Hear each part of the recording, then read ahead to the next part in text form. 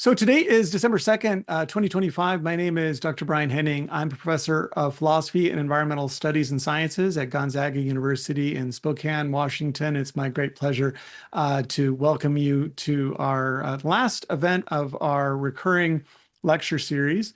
I'm going to bring up a couple of slides here to share with you before I introduce tonight's speaker. So I'm excited to share with you to preview what you'll soon have on our website, which is our series for next semester. As you can see, we've got a really excellent slate of events that are going to be taking place starting in February. We have some excellent events, including several on the law and policy on February 3rd and March 3rd. Which will be excellent. In addition, on February 24th, we're going to have the Washington State Public Lands Commissioner giving a talk. One of my colleagues, Dr. Joshua Schultz from our Civil Engineering Department, will be talking about some of his research related to lightweight architecture and its impacts on the environment. Our keynote event for this next semester is April 7th. We're going to be having a conversation with Terry Tempest Williams. And those of you who know her work, that's a really exciting opportunity to speak to a true wonderful leader and amazing author on April 7th. And then our last event of the academic year will be on April 20th. We'll be having an event on artificial intelligence, climate change, and energy demand, which is, of course, much in the news, rightly so. If you have the ability to support our work in an ongoing way, as you can imagine, doing the work not only of this lecture series, which almost all of our events are free and live streamed and recorded and posted to our YouTube channel. It takes a lot of work and money to put that together. If you have resources to share, we'd appreciate it. And also, we do a lot of work in the Spokane community and the Inland Northwest on trying to advance promoting the flourishing of the communities, waters, and lands of the Inland Northwest. And so if you have ways of supporting us, we'd always appreciate that. So without further ado, it's my great pleasure to introduce our speaker for tonight. Shamyra Lavigne is a native of St. James, Louisiana, and a third-generation human rights activist. In 2020, Shamyra became the executive assistant to the founder and director of Rise St. James, a faith-based grassroots nonprofit organization fighting for the eradication of petrochemical emissions in the river parishes, also known as Cancer Alley. Shamyra is a 2023 Young Gifted and Green 40 Under 40 award recipient and a 2023 and 2024 Essence Festival featured panelist. She currently serves as an advisor on the conceptual committee for the Frontline Resource Institute, or FRI. And prior to her environmental justice work, Shamyra, a Southern University and A&M college graduate, lived out her passion for helping others by working with children and adults diagnosed with mental health disorders for 7 years. It's the privilege of Shamyra's life work to work for human rights on behalf of the people of St. James Parish and Louisiana. I got the opportunity, really the blessing, to see her speak at a conference in Chicago at the Loyola Chicago, and was really amazed by the work that she's doing on behalf of her community, and was excited that she's going to be able to share some of that work with us tonight. I hope that you look for opportunities to support her work. We will have a Q&A at the end, so don't use the chat. If you have questions that occur to you along the way, feel free to go to the Q&A feature at the bottom and post questions. And if we have time at the end, we hope to take some of those and pose them to Shamyra. But with that, it's my great pleasure to turn it over to you. Thanks for being with us tonight. Thank you so much, Brian, for having me. And thank you, Gonzaga University, for having me. I'm so excited to be here. I have a presentation for you guys. I know you may see my name twice. We had some technical issues with Zoom, but we overcame. So I'm on my laptop and I'm on my phone. So you can hear me and see me. And one moment, I'm going to share my screen and we'll get started. Let me make sure. I'm sharing. My phone is also blocking some of my screen, so hold on. Okay.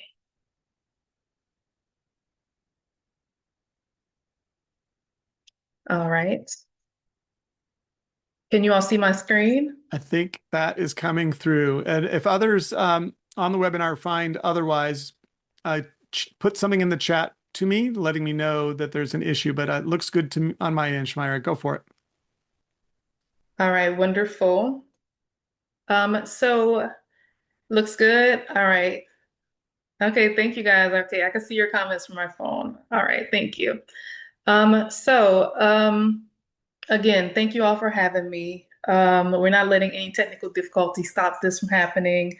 I'm very excited to be here, and I'm here to share a story with you all, one about faith, one about fighting, and one about ordinary people that decided to stand up to what would be considered a Goliath. And I just want to share some information, let you know what's going on with us, paint this picture for you, and then at the end, I have a call to action for you to do. So just keep your phones handy and let's go ahead and go on this ride, on this journey. My name is Shamyra Lavigne-Davey. I'm the executive assistant at Rise St. James. And Rise St. James is a faith-based grassroots nonprofit organization that's fighting for the air and water as well as the eradication and the expansion of petrochemical facilities in the river parishes in Louisiana. So, what is Cancer Alley?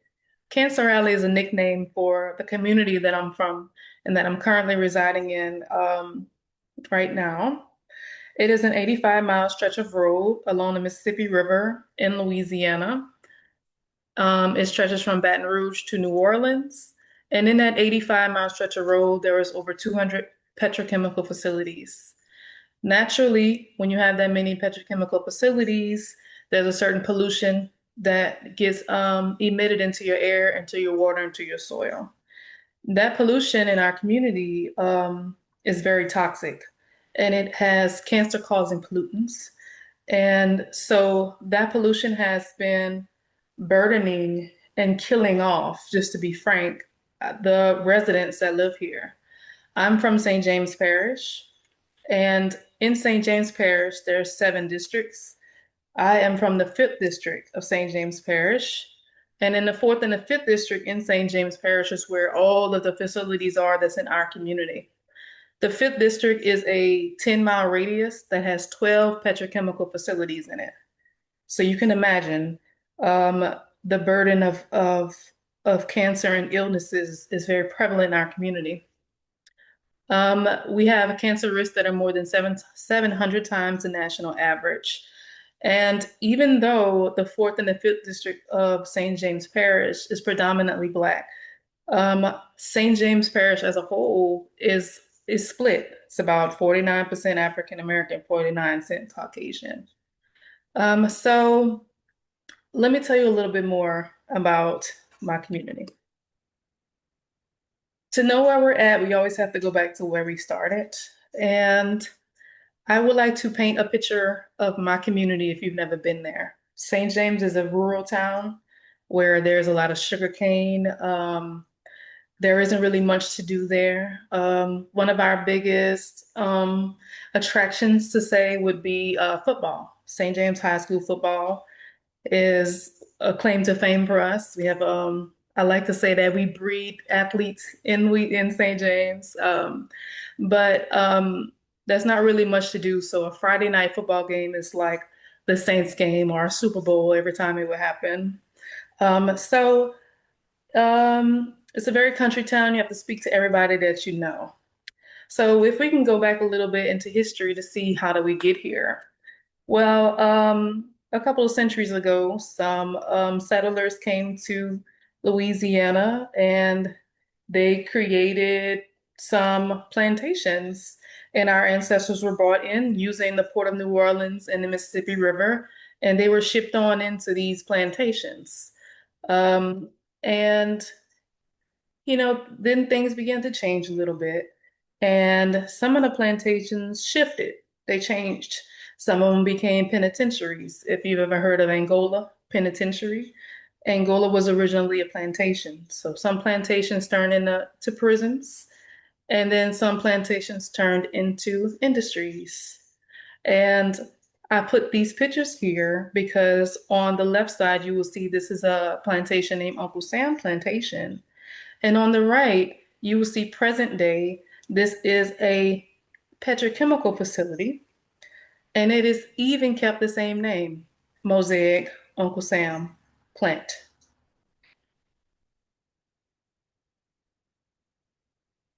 So let's go back to the fifth district where I'm from.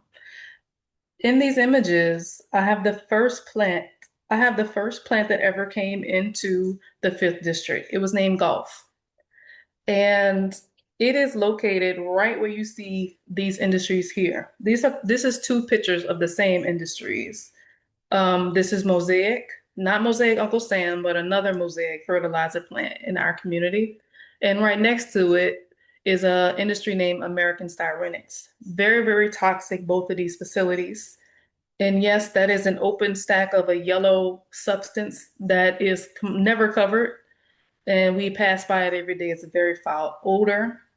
So in the 60s, people in St. James were just minding their business, living a nice life, fighting for their rights, fighting for civil rights. And the first industry came in and it came to the community, came to my grandfather and other people that were around at the time. And they said, hey, we're going to bring some jobs. This is a great thing for the community. And the community was like, okay, was excited about it. Sure, we need jobs. And so when they came in, they built their first industry here at this site. After it was built, it continued to expand and expand and expand. And once that first industry came in, the next one came, the next one came, the next one came. If my grandfather was alive now, I'm pretty sure he would be standing with us in fighting against these facilities. And if he would have known it would have been this dangerous, I'm sure he would not have been okay with it to have been built in our community in the first place. So the first industries came in the late 60s. By the late 80s, we were already nicknamed Cancer Alley. Along with 12 facilities in a 10-mile radius, we have over 100 storage tanks. This image is showing you how close these storage tanks are to the homes. Recently, I visited my first grade teacher. And, she's my first grade teacher. So she's really sweet, really nice, everything you think a first grade teacher would be. And this isn't a picture of her home, but her home is this close to some storage tanks in our community. It is probably closer than you see these houses next to these storage tanks. And when she came to the door, I already knew what would happen. And then she let me know that she has urothelial cancer. I just found this out a few weeks ago, and I was devastated to see that she was diagnosed with such a rare cancer. But I tell you this story to tell you that there's a neighbor next to her who's my brother's age, so he's just about 40 years old, who also lives in close proximity to these storage tanks. And he also has urothelial cancer, a rare cancer. Now, what are the odds that my former teacher and my brother's classmate living next to these storage tanks both have urothelial cancer? Moving on. So here's some of the health impacts our community is facing. Prostate cancer, colon cancer, breast cancer, ovarian cancer, liver cancer. But one of the most vulnerable populations are the women and the children. The children's bodies, their immune system isn't developed enough for them to be able to be exposed to this type of chemicals. And so it impacts their body worse than any other group. But women, especially women that are pregnant, are experiencing premature births, miscarriages, or their child is being born with a low birth weight, or born with some type of developmental delays. The children, they're getting asthma, they get rashes when they're playing outside. And I'm just gonna have to be honest with you guys. This is a literal genocide that is happening, and it is happening to the women that are pregnant. It is happening to the fetus in their womb. The womb is under attack. The men are getting prostate cancers, testicular cancer. Our reproductive organs are being impacted by this pollution. Um, and I'm literally coming to y'all today from a place of we are fighting for our lives and our community. And if nothing changes, it's going to wipe us all out. So, but let me move on. So, because I get upset about this type of thing. And then there was my mom. So please, you guys, meet my mom, who is literally the reason I'm here. Literally. My mom is a retired school teacher. She taught at St. James High School for 38 years. Um, in 2018, my mom learned about this mega industry named Formosa Plastics, which is a $12 billion facility from Taiwan. And she heard about it when she was watching the news because our former Louisiana Governor, John Bel Edwards, was excitedly announcing it on TV that Formosa Plastics would be coming here. And he was standing next to his Taiwanese colleagues, and they were very excited about it. And my mom, in her living room, when she realized this plant was going to be coming to our community and that it would be within 2 miles of her home, my childhood home, and the home that my mama still resides in today, she said, not on my watch. She's a true Taurus. And she said, not on my watch. And so she went to God and she prayed about it. And when she prayed to God, she sat on her porch and she was crying. She was really upset because she did not want to have to leave her home if Formosa was going to be built. And so she prayed to God and God responded to her and told her to fight back, fight against this facility, fight for your rights. And she didn't know what to do, but God put a fight in her and equipped her for everything that she needed to do and be. And she just started moving forward as a school teacher with no knowledge or understanding of community organization. But since then, Rise has been created October 2018. And if you know anything about God, you know that when God calls you to do something, He will equip you with everything that you need in order to be successful. And He did. And in these few short years since 2018, my mom has seen international recognition. She's won the Goldman Environmental Prize Award in 2021, which is a huge international award. She was one of Time 100 Most Influential People of 2024. And she was given the Latari Medal, which is the highest honor a Catholic can receive. And I'm so proud of her. It's my best friend. And I'm so excited that she chose to do this and that she was the one woman that had faith when everyone told her it couldn't happen. And here we are today. So what did we do? We started a Stop Formosa Plastics campaign. I came over and I started working at Rise in 2020. And our number one fight, our baby, was Formosa Plastics. If you recall that first image that I showed you where our original site, Gulf, used to be, which is now Mosaic and American Cyrenics, Formosa would have been built right next to that facility on 2,400 acres of land. If Formosa Plastics is built into our community, it will be the largest facility in the country. Let me say that again. If Formosa Plastics is built in our community, it will be the largest facility in the United States of America. In a community that's already overburdened, we're already dying from cancer and we're already sick, and they want to bring another facility in. So we are fighting against Formosa. Formosa has a history of breaking the law. They have a history of being bad neighbors. There is nothing about Formosa Plastics that you can trust. They are not good neighbors. And they've even lost a $50 million lawsuit from polluting the waterways in Texas. But what does Louisiana do? Says, Formosa, you can come on into Louisiana. We don't mind. We don't care about your history. You can come on in and pollute us. Now, all the industries in our community are terrible. There is no such thing as a just industry. It doesn't exist. Period. So, but for right now, I'm just going to focus on how terrible Formosa Plastics is because that is the baby that started this fight. So here are some of the pollutants that Formosa would be emitting into our air.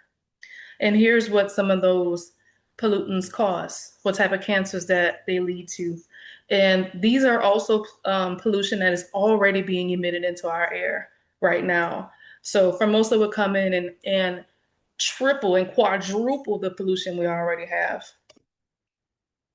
Formosa puts our earth at risk. Formosa, like I've told you, has had violations in all the other places it's been, including Taiwan, where it's from, and in Vietnam. As you see here, I have a news article of when Formosa polluted the water in Vietnam, and over 100 tons of dead fish washed up onto the shore from their disaster. This is also the microplastics that are in some of the fish that we are eating. Um, and moving right along. Particulate matter. This is a air pollution that is already being emitted into our air. I can't see you guys, so I can't ask if y'all are familiar with this or not, but let me just touch quickly on it. Particulate matter, also known as PM 2.5, is a microscopic pollution that is very, very dangerous. It doesn't have a smell, you cannot see it, which makes it one of the most dangerous type of chemicals, the one of the most dangerous type of pollution, because particulate matter is able to get into your lungs and can also penetrate into your bloodstream, which makes it very, very dangerous. You can come into contact with particulate matter and you don't get sick until 20 years later.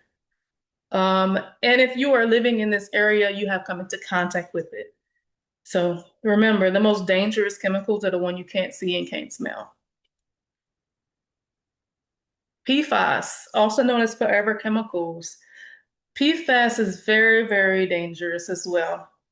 Um, PFAS, which I was just talking about this earlier when I was rehearsing, when I was just going through my notes. PFAS is a man-made concoction of dangerous chemicals. And the reason it's called forever chemicals is because they do not break down. They just live forever. And if they do finally break down, it's long, long, long time, long, long, long time from when they're created. So some people decided, hey, we wanted to make a lot of money. We need something that we can make a lot of money from. And so they went into some type of a lab. This is how I imagine this went. They went into a lab, mixed up a bunch of chemicals, created this very dangerous PFAS, and then they began to use it to create products like Teflon and your cooking pans and clothing. If you have clothing that is like waterproof, that is more than likely has PFAS in it. So this is the one chemical that I'm going to mention that is actually man-made. Yes, yes. So the industries pollute this type of chemical. If you're familiar with the movie Dark Water and and DuPont and what DuPont did in Virginia or West Virginia, this is one of those chemicals, or if not the main chemical that is part of that lawsuit and that story. If you're familiar with that movie, it'll tell you more about it. These industries use these type of chemicals. They're in our water, they're in our bodies, and they are linked to a whole realm of different type of illnesses that we are getting. Okay, my favorite question.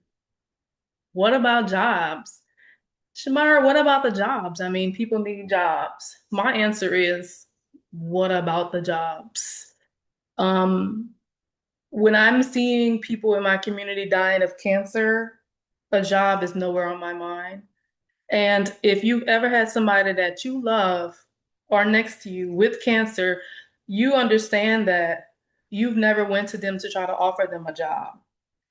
There is nothing these industries could make, and there was no type of job that these industries could offer that will equate to the devastation and the death we are receiving on the fence line, period. There is none. If the job isn't clean, then it's not meant for our community. And the workers at these jobs are also not being protected. And I'm going to get into that a little bit too. Let's talk about Formosa Plastics in particular.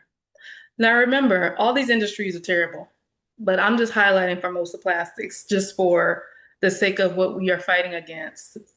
We're fighting other industries as well. But here you have the Formosa Plastics that's in Illinois.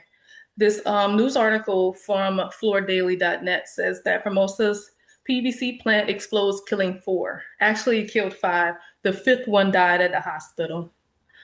Um, and then at the Formosa Plastic that is already built in Baton Rouge, Louisiana, a vinyl chloride facility, four people were taken to the hospital with burns just about a year ago from that from an incident that occurred on the campus.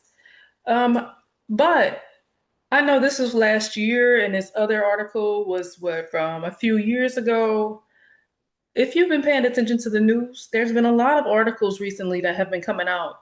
As recent as in November of 2025, a 37-year-old father died at an industry.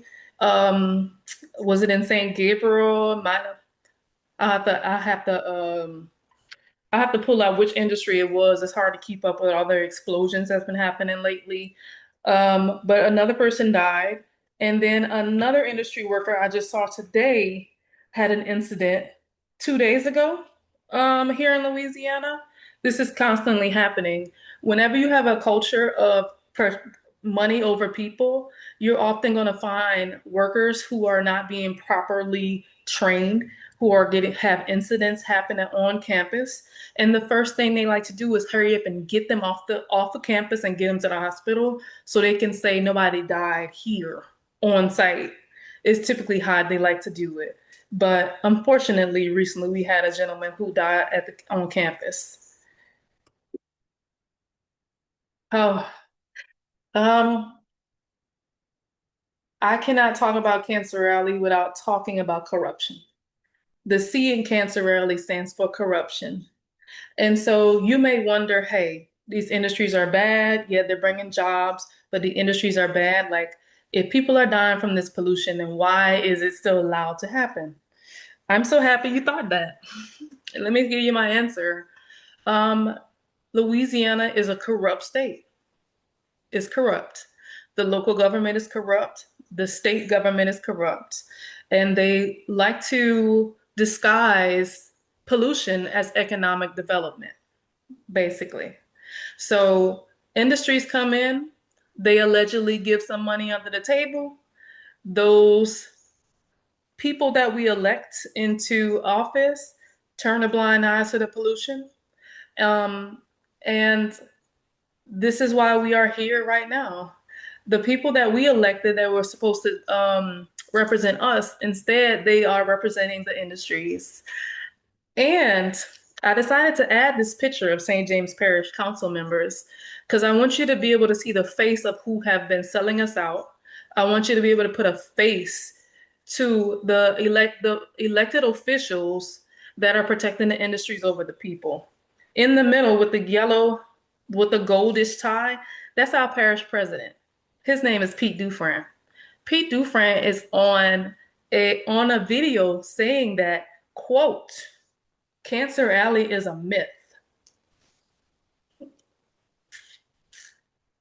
I just need to pause after I say that because I just want y'all to hear what I just said. They try to pretend as if we are dying because we have a poor diet. They're telling us the industries are bringing jobs, but the one thing they're not telling us is that the industries are safe because you cannot even mention that they're safe. You know better than to say that. You know it's dangerous. Um, and then we have on our second row, the gentleman in the navy blue. Let me see if y'all can see can y'all see my pointer? This gentleman right here. This man. This man's name is AJ Jasmine. He is a councilman of the 5th district where I'm from, where my mama lives. And he used to come to the RISE meetings. We were educating him about what's happening. We were telling him what's going on. And then he stopped coming to our meetings. And then guess what else he did? Whenever St. James Parish Council have 2 meetings per month, this gentleman decided to put on the agenda for the St. James Parish Council to reaffirm Formosa plastics to come into our community. Yep. And now he doesn't come to our meetings anymore. Now he feels that Formosa plastics should come into the 5th district that he's representing. He has completely betrayed us, and I want to make sure I'm calling his name out. AJ Jasmine betrayed us. And now he's advocating for the industry to come in. Now he feels that we need the money that's going to come in. But mind you, the money does not come to us. The money from these facilities go to the stakeholders of these facilities. And 9 times out of 10, they live overseas somewhere. We have the most industries in our community, but we are the poorest part of St. James Parish. And I've had, I have been told by one of the councilmen that Formosa or an industry worker takes you back into a sugarcane field and hands you a white envelope. I'm not saying that he got a white envelope because I can't prove that. But I just want you to know that if the corruption wasn't in the government, we would have a whole nother view. Cancer Alley might be Answer Alley right now. But instead, we continue to get sold out for money. Governor Jeff Landry. Governor Jeff Landry is a sore spot for me. It's very triggering. And so if you see this box that says image of Governor Landry, for my mental health reasons, I had to take his picture out of here. It was just triggering me too much, guys. So I'm just gonna have this box representing this gentleman's face. And the reason I'm saying that because right here, Governor Landry, since he has been in office, has been passing laws to violate and to intimidate us. For example, House Bill 383. It makes motorists immune from lawsuits if they run over or kill protesters because they feel threatened. You can't make this up. House Bill 127 was also passed. It was to establish harsher punishments for anyone who organizes a protest that ends up disrupting traffic. Governor Landry has been an advocate for harsh punishments for protesters, and it is our constitutional right to protest. That's what makes us American. So he has strengthened the laws. So in case we get hurt or killed, we won't have any power to sue. I mean, did y'all know that? Did y'all know that this was the governor of Louisiana has been doing since he's been in office? This is what he's been doing. And not only that, he has been putting in this legislation, number one, to protect the facilities. He is 100% in support of the industries, and he is 100% against the people who are trying to advocate the clean air and clean water. He has been demonizing us, he has been intimidating us, but we're not intimidated because he is nothing but a mere man. God is behind us in this fight. And that's one thing that he doesn't have behind him. And so just like with the David and Goliath fight, he's just part of how it goes, guys. It triggers me that he acts like this, but I also know it's important because God's power is made perfect in these type of situations with this type of person. And then last but not least, the Camera Act. The Camera Act is a way to restrict us from being able to get the data from air monitors. He's saying, hey, if you have an air monitor, you cannot use the data you're getting from that because it might not be accurate. I have to laugh about this because I'm just so blown away by this.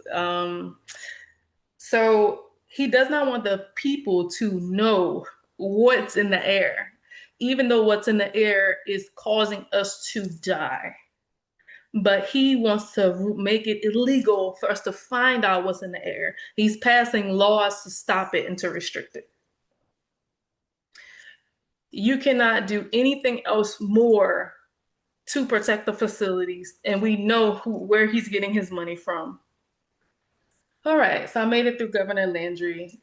Let's keep on moving forward. Um, Corruption, a Louisiana cover-up. Here's the loopholes that industry is allowed in order to be able to continue to pollute us and make money as we are being sacrificed for their wealth. Industries are allowed to self-report. Now, tell me this, if you are polluting a community and it's you violate these air permits, would you call and say, "Hey, I just violated these permits"? Would you be honest about it? Would you tell them, "Hey, we're breaking the laws"? Exactly. So, a way to cover up this pollution, the state of Louisiana, the government, they allow the industries to tell us what they're polluting.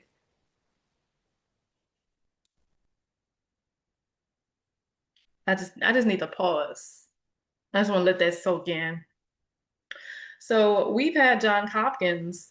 Johns Hopkins came down in a random month for a whole month. They rode around with air monitors, mobile air monitors, and they went through Ascension and went through St. James Parish, and they were just gathering data. And they used very expensive equipment, like the Lamborghini and the Maybach of air monitors, really high quality tools. And they found that the the levels of pollution was at 1,000 times higher than what is considered safe and what the industries were actually reporting. Um, Whenever this information was released to Louisiana, instead of um, instead of our elected officials saying, "Oh my goodness, this is terrible. We need to, something is going on. This is an emergency. Let's get this fixed." Instead, they picked it apart, said that it can't be accurate because they weren't using their monitors, and maybe there was just something happening during that month that made the pollution level seem higher than usual. But I'm sure it's nothing we have to worry about. So they just picked it apart and protected the facilities, of course. The Louisiana Department of Environmental Quality, they continue to fail us. This is a graph that I received from Dr. Kim Terrell, who was formerly at Tulane Environmental Law Center. Um, until Governor Clandry, that's what I call him, due to his support from the KKK, Clandry put a gag order on Tulane Environmental Law Clinic because Dr. Terrell was putting out information and the science of how the pollution was affecting the moms and the babies and pregnant women. And so he threatened to remove funding from Tulane unless they gagged Dr. Terrell. So they did, and then she's no longer working there. She chose to go somewhere else. But this is a map that she gave me, and when I saw it, it made me cry. What you're seeing here is this is the Mississippi River here, where my pointer is. This is about where that Mosaic and American Styrenics industry is. And each one of these little circles is another permit that Louisiana Department of Environmental Quality has given out. Now, all industries do not need a permit. You only need a permit if you're going to do some heavy pollution into our community. So, um, so since 2020, LD, and this is from 2020 to 2024. This is not even this year. LDEQ granted over 65 permits to St. James Parish alone, and these are big deal permits. In a place that's already suffering, they are still granting out these permits to these industries, and they refuse to take into account the cumulative impact of what we're already experiencing. They leave that out whenever they're giving these permits and try to pretend as if it's not, "Hey, yeah, it's fine. You can go ahead and pollute. You can go ahead. It's not a problem." They have continued to betray us. They need to be shut down. They need to be sued. And if in a perfect world, I would see every single person at LDQ in jail, along with St. James Parish Council members and along with our governor as well. This is a literal genocide happening, and they continue to allow these permits to come to our community. Next up. We have some lawsuits. That Camera Act that I mentioned earlier about the air monitors, we filed a lawsuit against against that act with the air monitors. Shout out to Caitlin Hunter, our research and policy director at Bride St. James. She's leading that charge. We're so excited about it. So also we filed a lawsuit against Formosa Plastics and we won. In September 2022, we won.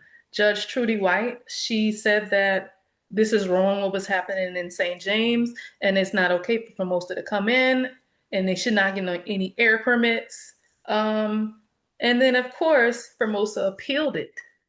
And when they appealed it, another row of judges came up that didn't look like us. And they came in and they said, yeah, it might be pollution, but hey, it's good for some jobs. And they overturned our victory.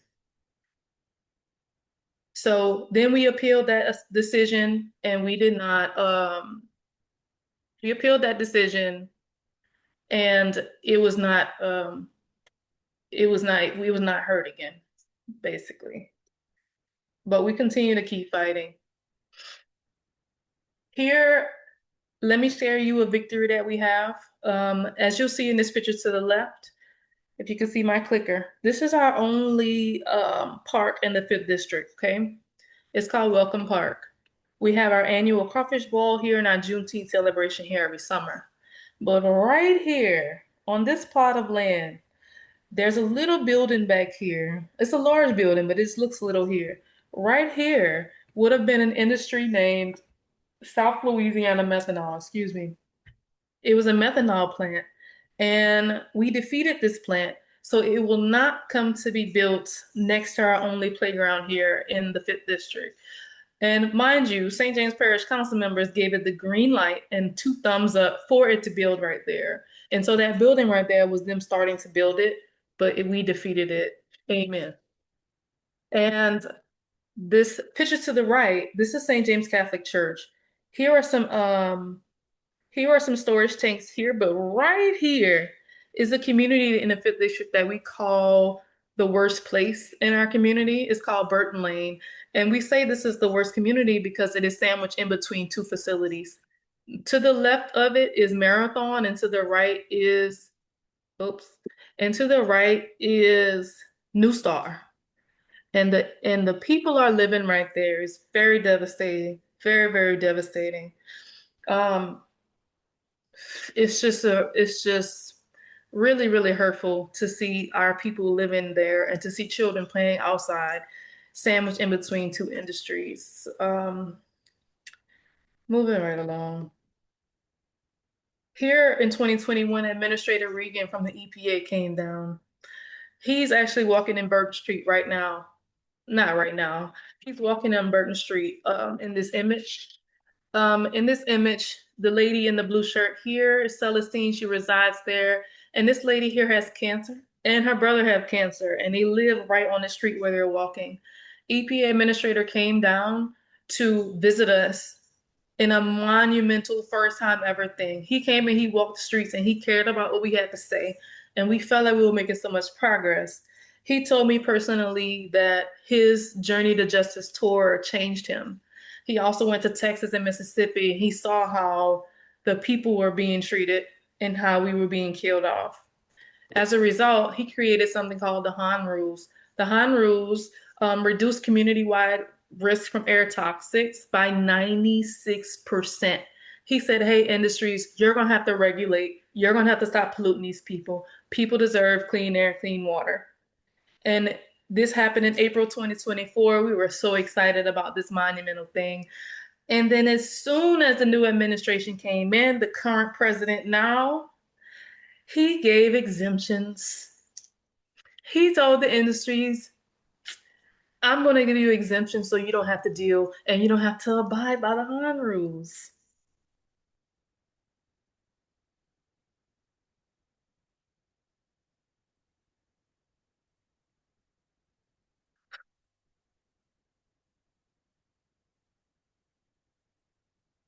Knowledge is power. Here's some things that we do as an organization. You can find more information about this on our website, risestjames.org.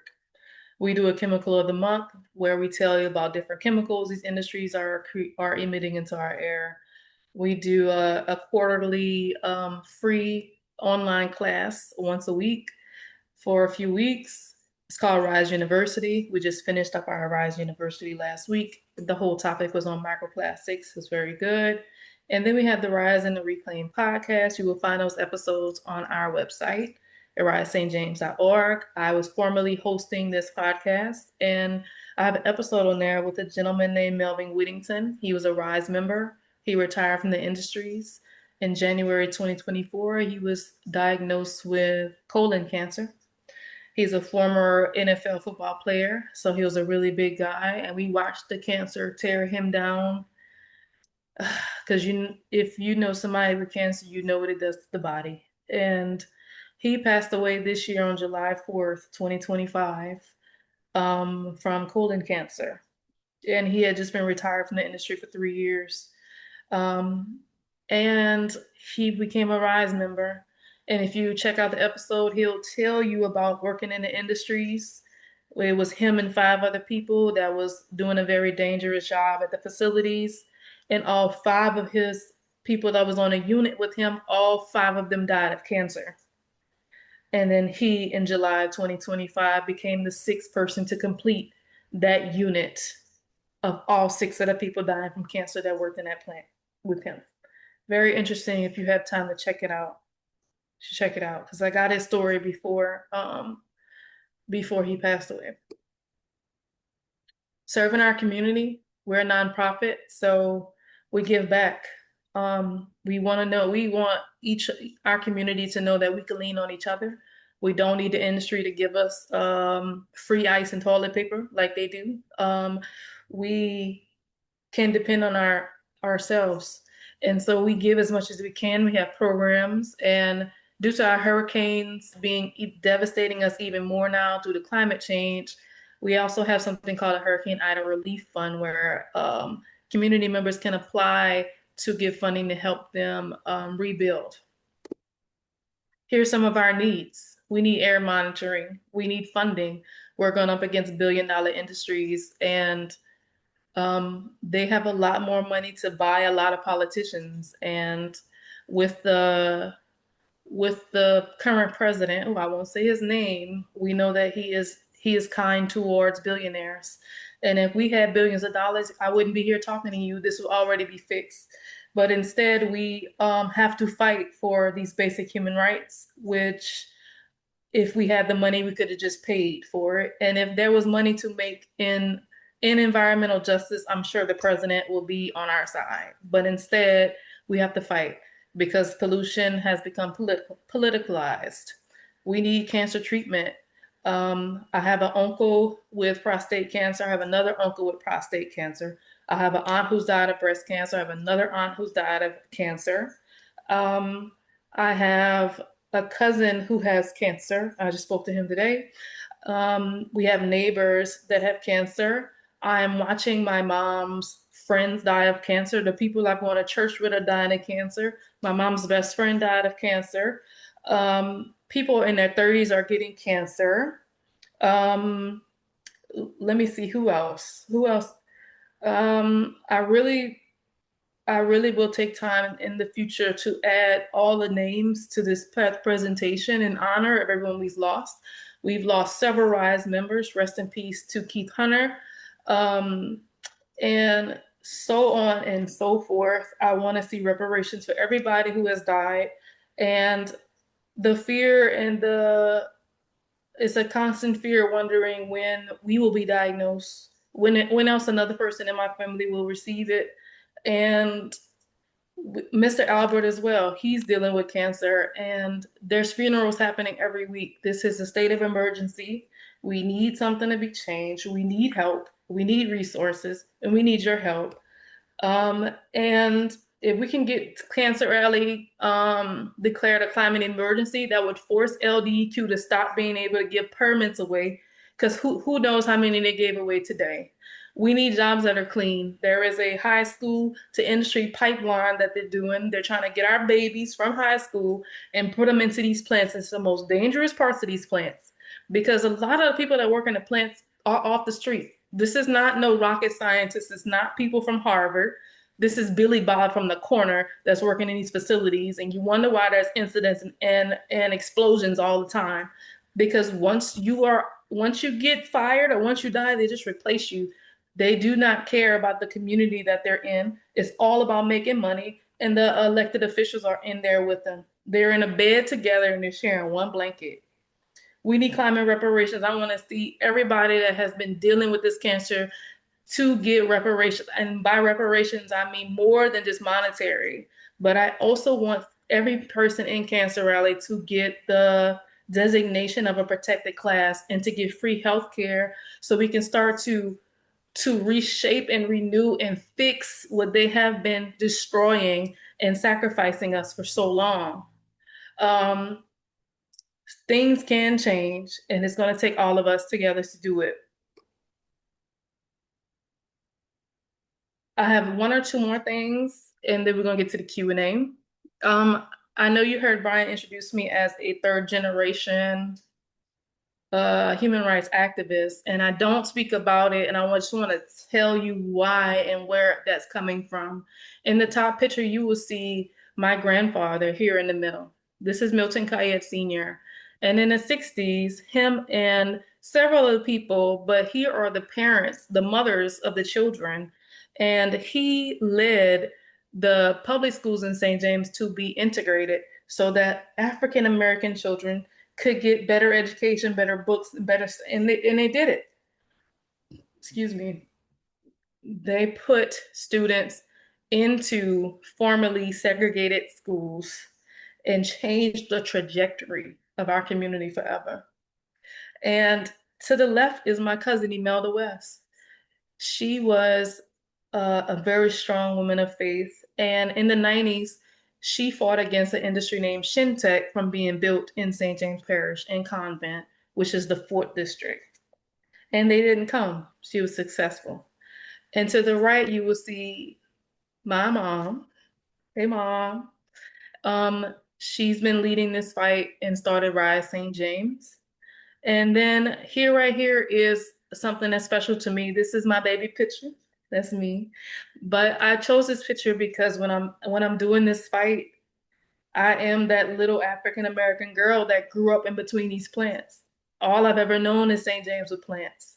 I was born in the 80s, and so to say that I was growing up right by these facilities, I had no idea what was really happening. I had no idea what was killing us was right there in front of my face. And so when I'm in this fight, I'm always thinking about the other little girls who grown up here and didn't know what was happening. But it's okay, because now we know, and now we're fighting back, and we won't be stopped. We're gonna win this fight, and this is who we're doing it for. So it turns out this is an intergenerational fight. Join us in the fight for a sustainable future for all. Jane Fonda is a fan of Rise. She's a huge supporter. John Legend came to my mom's house and he asked for his Rise St. James shirt. He asked for that shirt and he put it on. And then, of course, former Vice President Al Gore is a huge supporter. He has a great tool named, no, I'm not going to forget it, Climate Trace. He has a tool that is used that we're working with him for a tool that will track the pollution and tie it to the specific industry. Here's some information, and you can sign up for our newsletter, go to our website. Here's my email. And then last but not least, guys, here's the call to action. And Brian, if you could drop the link to yes, can you drop the link to the petition?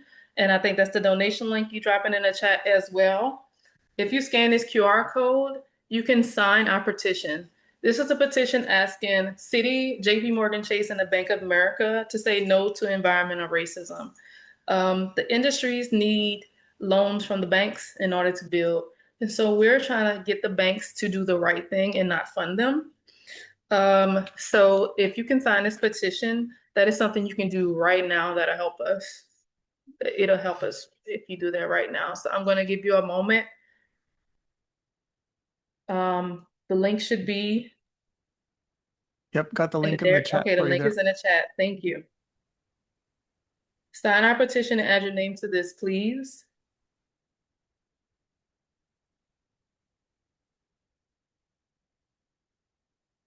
And with that, I will close. Thank you guys so much for having me. And I'm here for some Q&A. Thank you. Wow. Thank you so much, Shamyra. Uh, it's just devastating. I've already heard you give a version of this once before, and it's just still so impactful.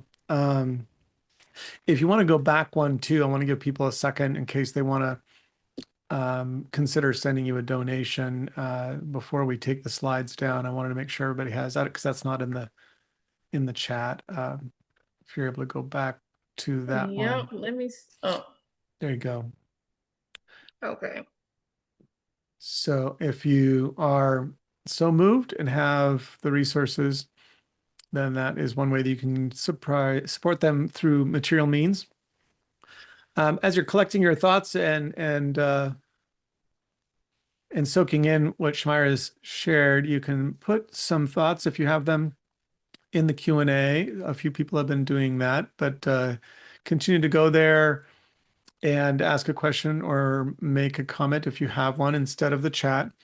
While people are doing that, you can, if you'd like to, Shamyra, go ahead and take the slides down and make it a little easier for us to talk.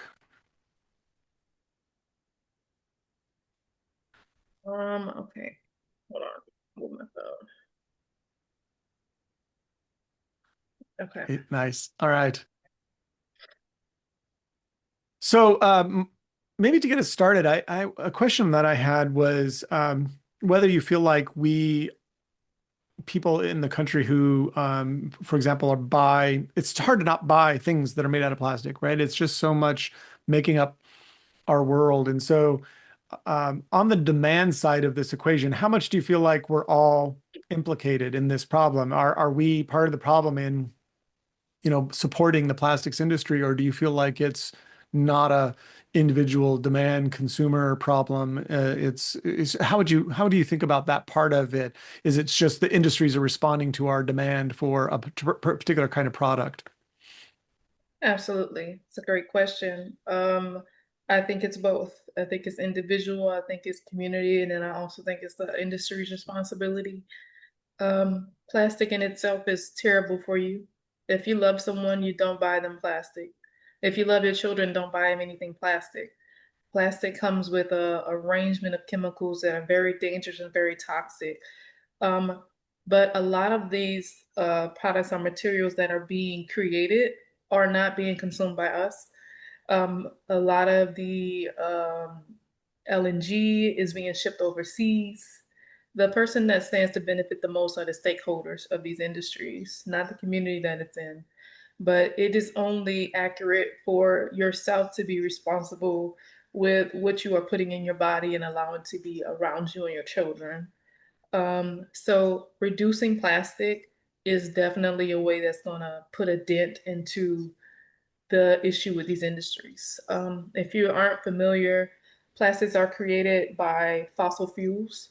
And so as we start moving to a more cleaner, sustainable future, the industries had to start figuring out what they're going to do with their fossil fuel. So they began to create plastics. That's why it's so dangerous. And so the more that we don't buy those plastics, we're sending a message to them saying, hey, we're all moving into a sustainable direction and we're not going to be the people that allow you to continue to pollute us just in the form of plastics. So the less plastics we buy, the more money we take out of their pockets. And as you can see from my presentation, the only thing they respect is money. So you have to hit them where their money is. You have to hit their money. And if we don't buy these plastics, we're hitting them in their pockets directly. And we will make a difference for sure. Thanks. It's such a complicated, um, interwoven sort of challenge. Uh, Shaylin asks a question. She says, "I'm sure you've heard of people who will just say, 'Well, why don't you move?' How do you respond to that, and how would you recommend that we can respond or act on those attitudes?" Yes, absolutely. I like to say it like this. If you're living in a house with your family and someone comes in and moves into your house, and then suddenly all your kids, and you start getting sick, are you going to move out your house? Or do you want that person that's been making you sick to leave out your house? That's how we feel. We're not going to give up our land, the land that our ancestors worked so hard for. St. James is a community that you don't typically move into. It's a community that you're usually born into. Your grandparents lived there, your great grandparents lived there, and they passed down land. They passed down homes to us. And my mom's house is sitting on 20 acres of land that's family land. Where is she going to go get this land at somewhere else? Where is she going to go and build a new house? These industries aren't paying money for people to leave. Some people can't afford it, and some people will be losing out on the legacy of their ancestors in this community. You know, underneath a lot of these industries are the graves of our ancestors. And so we will be leaving our legacy and our history to allow this polluting facility to have it. I think that they're trying to kill us all off and just take the land and just make it all an industrial area. But if we're not going to fight for what's been handed down to us, then what's the point? I love was it your mother who said that God put the fight in her? Yeah. Yeah. So um, that's fighting for that intergenerational inheritance makes a lot of sense. Have you considered? I was moved by the discussion about your local elected officials.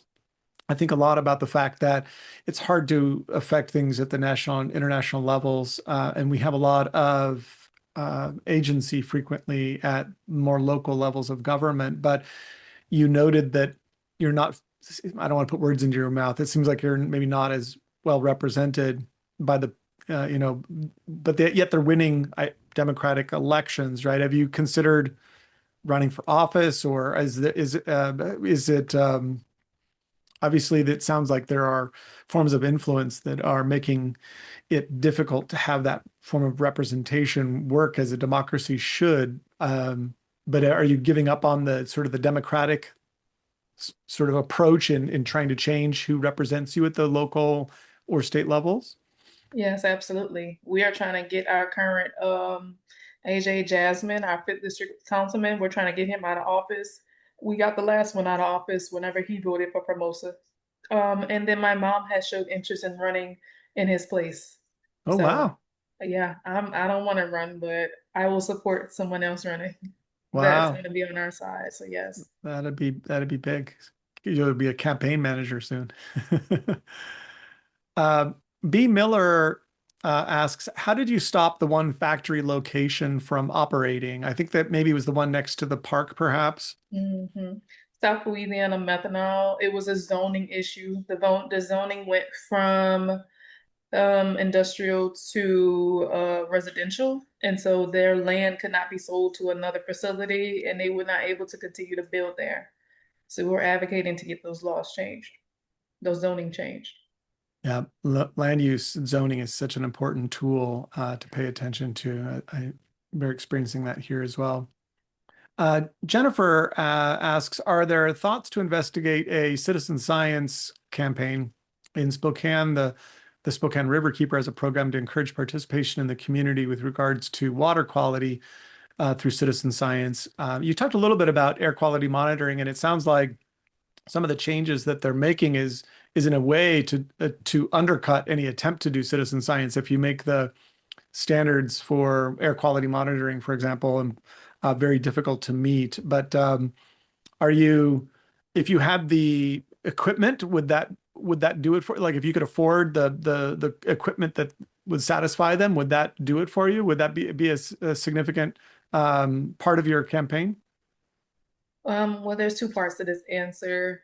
We have one air monitor that was about a $500,000 from Louisiana Department of Environmental Quality that we were able to get put in recently after all of these years. There aren't any other monitors in our community, just that's one that we just received. But the issue with that is it does not monitor all of the chemicals. It's only some of them, and then it's not real time data. We get the data later. We get like a summary of the data later. So there's still ways that they try to protect the facilities from us getting the data. We have worked with the Water Collaborative. They do water testing. And then also, as I mentioned, I see Jamia Adams is here, who was formerly with Climate Reality. When I mentioned that Vice President Al Gore has a tool called Climate Trace, it is a tool that is using satellite that is able to detect where the pollution is coming from, which industry. That is new, it's relatively new. So we are working with him and we've been educating the community on how to use it. And we'll be able to get the information quicker, like within time, like in a recent time of it. So we're expecting the Louisiana state to try to push back on that technology, but that technology has been adapted by NASA, and other countries all around the world have been adapting that tool. So we're hoping that it's going to be a tool that we'll be able to use to fight in order to bring some accountability to these industries, since the local leaders will not. So does that answer your question? I think so. Yeah, thank you, Shamyra. No problem. Honora says many of these existing and planned facilities are claiming to make clean ammonia, clean in scare quotes. If you know, do you know anything about what this means? Is this really clean? Yes. The industries and hey, I know, hey, Nora. Happy you're here. Yes. They're planning to make clean ammonia. It's all just to mislead the public. There is no such thing as a clean ammonia. But we have been seeing the industries using a new tactic of calling themselves like clean energy works and or we're going to do clean energy, but if it's blue, please know that is not true. That's the riddle I keep in my head. Blue is not true and green is clean. So unless it's saying that it's green, it's not clean. It's just another strategy to yeah, it doesn't exist. There is no such thing. I have a question from somebody that I think maybe a Gonzaga student, Anthony, says, how has your faith guided you to stay strong and motivated when times are so tough? You talk about this throughout your comments, doing this work over a long period of time, and it's probably a generation. You've already said how it's been generational to get to you, and I imagine the fight is a generational fight in front of us. How do you continue to find the strength to do the work every day? It is only God. It is only God. God keeps me going. He keeps us going. My faith lets me know that whenever we're compared to the David and Goliath story, that David wins in the end. And I know that we're doing the right thing. And when I think about our ancestors, I mean, I'm standing here as one with you all right now, but I have 10,000 surrounding me in this fight. That is knowing that they were waiting for us to stand up and to fight. And so I think about the ripple effect that it's going to have for the generations to come, but then also the healing it does for my ancestors who have already passed. And I believe with every fiber in my being that God is orchestrating every single step we take in this fight because this is a fight for his people. And God did not create us to be able to live on this earth in misery and in filth. Um, if God put us here, we deserve clean air and clean water. And I know that this is a corruption that's happening. And we get discouraged, but you get some rest, you give it to God, you give yourself 24 hours of feeling sad about it, and then you get right back up, you keep going because my faith tells me that Goliath will fall and we are the David. It's going to happen.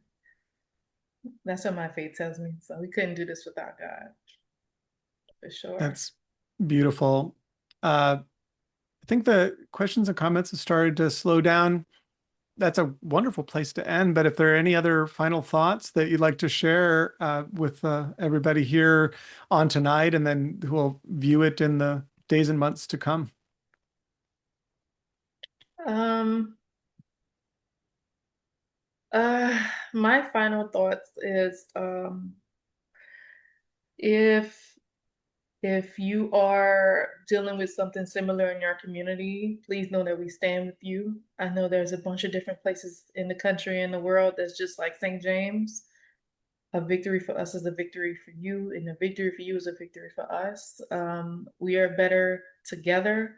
We can make a change. And this is a fight that we've already won. We're just waiting to catch up to it. So I love you guys. Thank you so much for paying attention and caring. And I invite everyone to come to St. James and let me give you a tour so you can see it and smell it. You, Brian, for sure, I want you to come and give you a tour and let you see what's going on in our community. And because it's different when you smell it and see it. So God bless you guys, and thank you so much for having me. Thank you, So, Shamyra, and keep up the fight. And we look forward to joining you at that success when we reach when we catch up to it, as you put it. Thanks so much. thank you. Bye, guys.